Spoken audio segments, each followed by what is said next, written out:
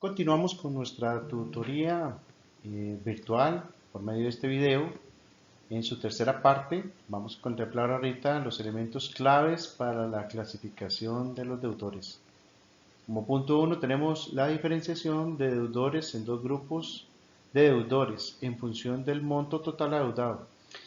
El primero sería el grupo que comprende aquellos deudores con saldos mayores a 65 millones, vigente a partir del 12 de mayo del 2009, y serán clasificados con base a tres criterios: la capacidad de pago, el comportamiento de pago histórico y la morosidad. Para el caso de los deudores con saldos iguales o menores a 65 millones, la clasificación va a variar y se van a clasificar por morosidad y por su comportamiento de pago histórico. La incorporación del concepto de capacidad de pago obliga a las entidades financieras a ser más rigurosas en el análisis de los deudores con mayor grado de endeudamiento. Obviamente que conforme mayor sea ese nivel de endeudamiento, entonces obviamente que va a aumentar el grado de rigurosidad. Se tiene que ser más estricto en la revisión exhaustiva de los potenciales deudores. Como punto 3, la utilización de los diferentes tipos de garantías debidamente constituidas y valoradas como mitigadores del riesgo, por cuanto reducen la exposición al riesgo crediticio. O sea, la entidad financiera debe garantizarse que efectivamente se cumple, el deudor cumple con esas garantías, y es con la finalidad precisamente de mitigar un poquito el riesgo.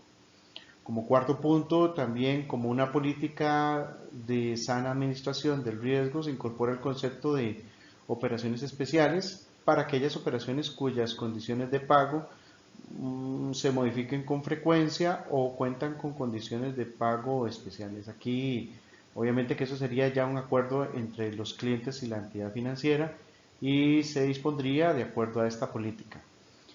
Como quinto punto, como complemento a esta normativa, se emiten los lineamientos generales que complementan la aplicación de este reglamento, y como sexto punto, incorporar la utilización de la información del SIC, ¿verdad? Centro de Información Crediticia de la SOGEF, para la aplicación del riesgo de crédito de los deudores en función de su comportamiento y de pagos históricos.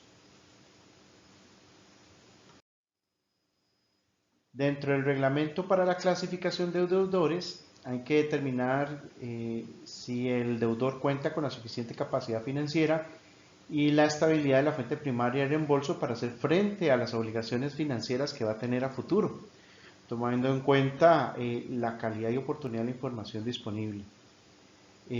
Como puntos relevantes, vamos a decir, vamos a evaluar, vamos a poner por acá el flujo de caja proyectado, que en el caso de financiamiento de proyectos, el periodo proyectado debe abarcar el plazo del crédito, o sea, una proyección mensual para los primeros 12 meses y anualmente posteriormente. Para el caso del análisis de la situación financiera, se debe considerar el comportamiento de la actividad económica por ciclos productivos, las variables macroeconómicas relevantes, las tasas de interés, el tipo de cambio, la inflación y todas aquellas tendencias esperadas como cambio en los precios, la demanda, los costos, etc. Como puntos importantes también se va a analizar la liquidez. Los indicadores deben ser lo usualmente aplicados a la actividad económica del deudor, y los resultados de los indicadores financieros deben ser razonables según la actividad económica del deudor. Para el caso de rentabilidad, por acá, los indicadores deben ser los que usualmente son aplicados a la actividad económica del deudor. Los resultados de los indicadores financieros deben ser razonables según la actividad económica también. La utilidad neta también debe ajustarse excluyendo los ingresos y gastos que no forman parte de la actividad económica normal del deudor. Y para el caso del apalancamiento, vamos a decir que los indicadores deben ser los que usualmente son aplicados a la actividad económica del deudor, y de igual manera los resultados de los indicadores financieros deben ser razonables según la actividad económica del deudor. Recordemos que aquí lo que se toma en cuenta es el grado de endeudamiento que se tiene al momento de adquirir la deuda. En el caso de la experiencia en el giro del negocio y la calidad de la administración de la persona jurídica, se debe determinar la capacidad de la administración para conducir el negocio, presentando parámetros apropiados para la actividad. Se debe contar en cuenta con los años de experiencia de la gerencia, del gerente, los miembros del órgano directivo, en la actividad y en la empresa, valorar el riesgo de concentración con clientes y proveedores y comparar indicadores de la empresa con parámetros propios de la actividad. Y vamos aquí a otro punto, el análisis de estrés de una persona jurídica. La idea es hacer un análisis de estrés y se deben analizar ciertas variables críticas, entre las que podríamos destacar en el caso de que el deudor dependa en más de un 20% de un solo comprador o de sus productos, o dependa de un único proveedor. La sensibilización del flujo de caja debe reflejar los escenarios de posible interrupción de negocios. Entonces vamos a analizar ahorita cómo estaría esa conformación de ese cuadrito. Tendríamos la capacidad del deudor en 4 niveles.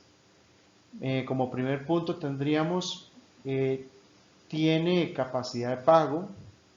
En el segundo punto tendríamos presenta debilidades leves en la capacidad de pago. En el tercero presenta debilidades graves en la capacidad de pago. Y como último punto, el 4 dice no tiene capacidad de pago. Entonces aquí se van a analizar los diferentes rubros y dependiendo de eso se van a clasificar, van a hacerse el estudio y dependiendo de esto entonces se le asigna o no el crédito. Se debe determinar el comportamiento del pago histórico del deudor, lo cual se realiza con base en el nivel de comportamiento del pago histórico asignado al deudor por medio del SIC de la SUGEF. El comportamiento de ese pago histórico corresponde a los antecedentes crediticios del deudor en la atención de sus obligaciones financieras de los últimos 4 años. Aquí tenemos otro cuadrito muy interesante que dice que la entidad se debe clasificar el comportamiento del pago histórico en 3 niveles. Uno que sería el comportamiento del pago histórico es bueno, el segundo el comportamiento del pago histórico es aceptable, y como tercero el pago del comportamiento pago histórico es deficiente. Entonces aquí lo que debemos de rescatar es que toda entidad financiera debe contar con políticas y procedimientos aprobados por su junta directiva u órgano equivalente para el manejo y seguimiento de operaciones crediticias. Debe existir una evaluación de la capacidad de pago, el cobro administrativo, el cobro judicial. Se deben valorar garantías, la liquidación de operaciones por aplicación de esa estimación correspondiente. Y se debe velar por el mantenimiento de operaciones liquidadas en las cuentas de orden correspondientes. Vamos a continuar por acá. Aquí vamos a meternos ya directamente en materia con el reglamento sobre el límite de crédito. Según lo establece SUGEF en su artículo 5-04. Vamos a ir analizando cada uno de los rubros. Entonces vamos a marcar por acá. Y el primer punto dice capital ajustado. ¿Este qué consiste? Es el capital suscrito y pagado y las reservas patrimoniales no redimibles según referencias contables y que se expresan en el anexo 1 de este reglamento. Bueno, ahí ustedes tendrían que verificarlo. Como punto 2 tenemos el conglomerado financiero, que es la entidad económica resultante de la consolidación contable de los estados financieros de las subsidiarias de la entidad financiera supervisada, en este caso por la SUGEF. Ok, tenemos por acá lo que sería el director, que corresponde a cualquier persona física integrante de una junta directiva, de un consejo de administración. Tendríamos lo que es la entidad, cualquiera de las entidades jurídicas o económicas enumeradas de acuerdo a lo que se establece en el artículo 3 de este reglamento. Tenemos al gerente, que es cualquier persona física que por su función, cargo o posición ejerza o represente la máxima autoridad administrativa en una persona jurídica. Tenemos también lo que sería el grupo financiero, la entidad económica resultante de la consolidación contable de estados financieros de todas las empresas integrantes del grupo financiero autorizado. Después por acá, otro punto importante, operaciones activas. Toda operación, cualquiera que sea la modalidad de instrumentación o documentación mediante la cual se asume un riesgo de crédito, una entidad provee o se obliga a proveer fondos o facilidades crediticias y adquiere derechos de cobro o garantiza frente a terceros el cumplimiento de sus obligaciones. Tenemos también operaciones back-to-back, que son las operaciones crediticias, cuyo saldo total adeudado se encuentra totalmente cubierto mediante un contrato entre la entidad acreedora y el deudor. Vamos a ver. Aquí cuando hablamos de personas nos referimos a personas físicas o a personas jurídicas, y cuando hablamos por acá de presidente decimos que es cualquier persona física que ejerza o represente la máxima autoridad de una junta directiva de un consejo de administración.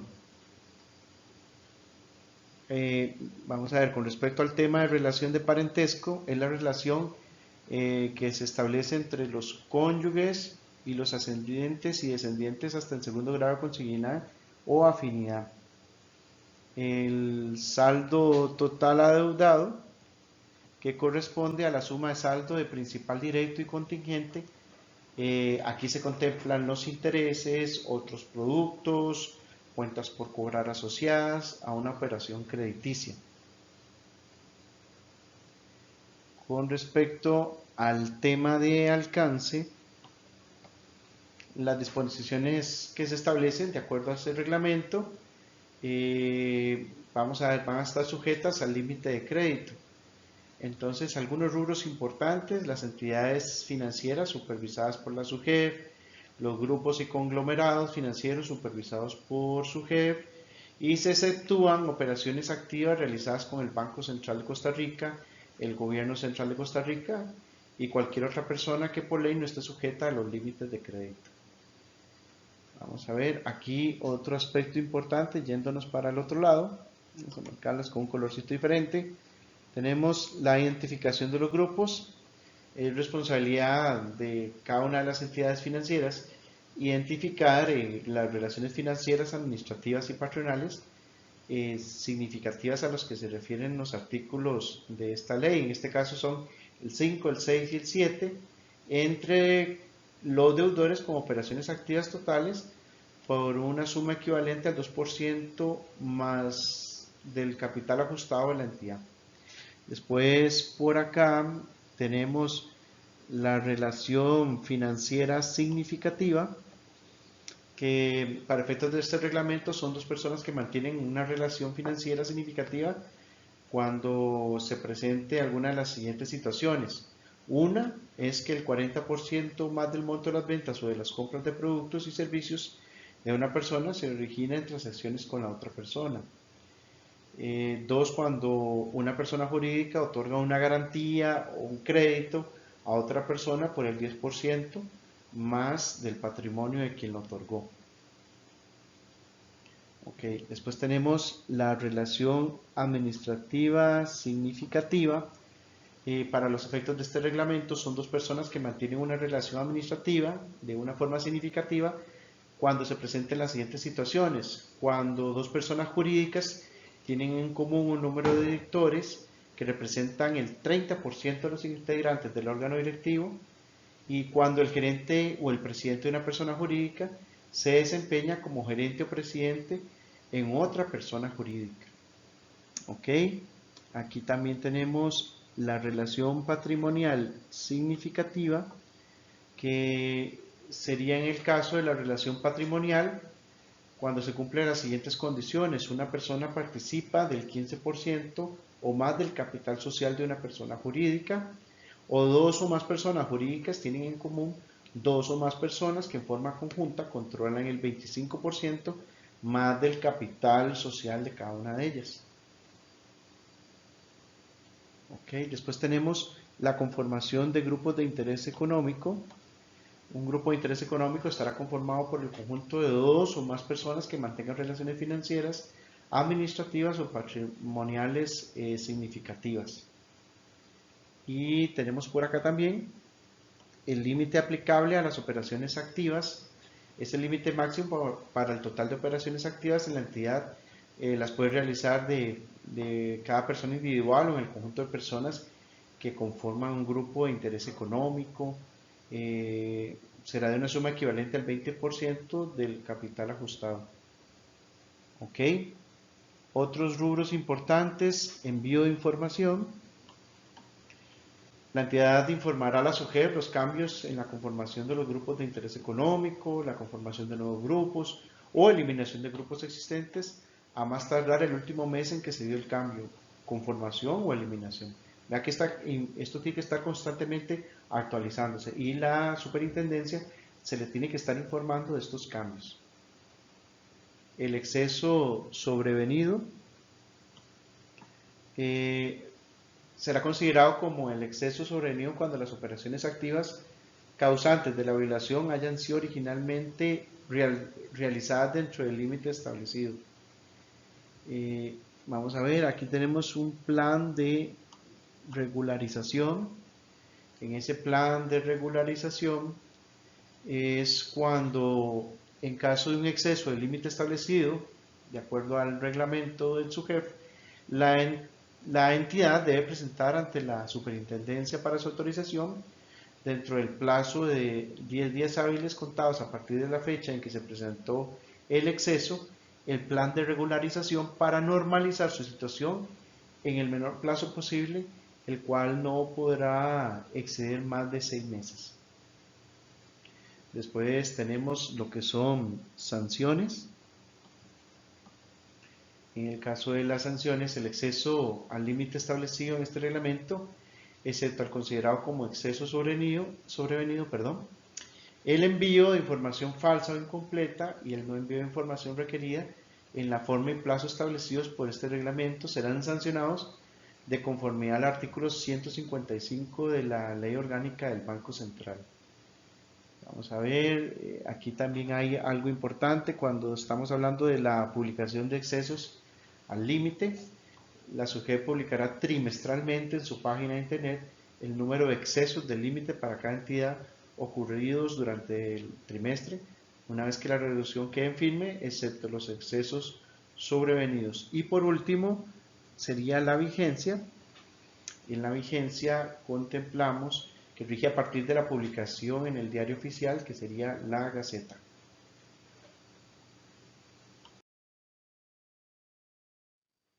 Ok, y aquí ya para terminar, tenemos el reglamento del Centro de Información Crediticia, que se le llama así, que es información que se le pide directamente a la SUGEF.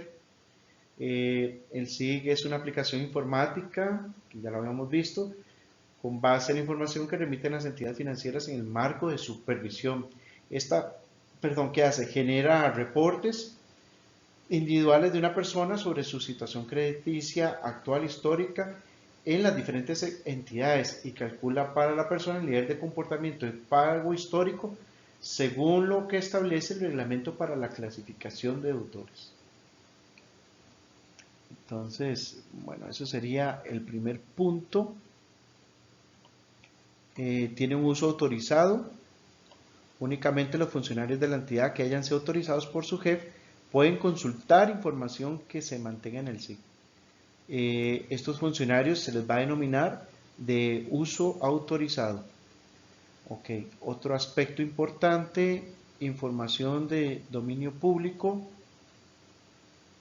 Esto significa que para efectos de este reglamento se considera información de dominio público aquella incluida en el anexo punto 1. O sea, eso significa que son variables incluidas en el reporte para la entidad sin autorización. Ok. Después tenemos lo que son reportes individuales. Dentro de esos reportes individuales, el SIG genera 3 tipos de diferentes reportes de forma individual, dependiendo de la situación crediticia de cada persona. Número 1 es el reporte para la entidad sin autorización. Número 2 el reporte para la entidad con autorización y número 3, el reporte para el deudor. Vean que se analiza todo esto de forma, ¿cómo se llama? De acuerdo a lo que se establece a este tipo de reportes. Después tenemos lo que sería la autorización y la revocación. En el caso de este punto es cuando un reporte individual incluye información que no es de dominio público. En este caso, la superintendencia solo puede dar acceso a esa información si existe una autorización previa a la persona que va a ser consultada, debidamente entregada a la SUGEF.